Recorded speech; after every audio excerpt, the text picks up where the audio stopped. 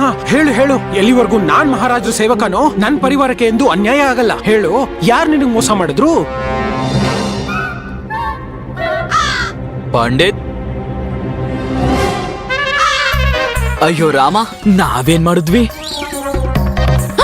ನಾನು ಇಲ್ಲ.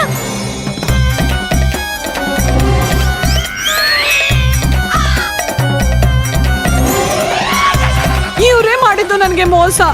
ಅಮ್ಮ, ಅಮ್ಮ, ಇವ್ರೇನ್ ಮಾಡಿದ್ರು ನಿನ್ಗೆ? ಏನ್ ಮಾಡಿದ್ರ? ಇದನ್ ಕೊಟ್ಟಿದ್ದಾರೆ. ಶಾರದಾ ತಾಯಿ, ಇದು ಹಾರ, ಇದು ಮೋಸ ಅಲ್ಲ. ಇದೇ ನಿಜವಾದ ಸಮಸ್ಯೆ. ಯಾರ ಸಮಸ್ಯೆ? ಅಮ್ಮನ ಹಾರನ? ಇಬ್ರು. ಇದನ್ನ ಇವರು ನನ್ಗೆ ಮದುವೆಯಲ್ಲಿ ಕೊಟ್ಟಿದ್ರು ಉಡುಗೊರೆಯಾಗಿ. ಹಾಗಾದ್ರೆ ಇದು ಒಳ್ಳೆಯದಲ್ಲವೇ? ಬಂಗಾರದ ಹಾರ ಕೊಟ್ಟಿದ್ದಾರೆ, ಎಲ್ರು ಕೊಡ್ತಾರೆ. ಎತ್ಕೊಳ್ಳಿ. ಏನನ್ನ? ಈ ಹಾರನ್ನ ಎತ್ಕೊಳ್ಳಿ. ಎಲ್ಲರೂ ಒಂದ್ಸರಿ ನೋಡಿ. ಇದು ಬಂಗಾರ ತರ ಕಾಣಿಸುತ್ತೆ, ಆದ್ರೆ ಇದು ತಾಮ್ರದ್ದು. ಅಯ್ಯೋ, ಇದೆಲ್ಲ ಯಾಕೆ ಇವಳಿಲ್ ಮಾತಾಡ್ತಿದ್ದಾಳೆ? ಹಾಗಾದ್ರೆ ಇದು ನಿಜವಾದ ಸಮಸ್ಯೆ.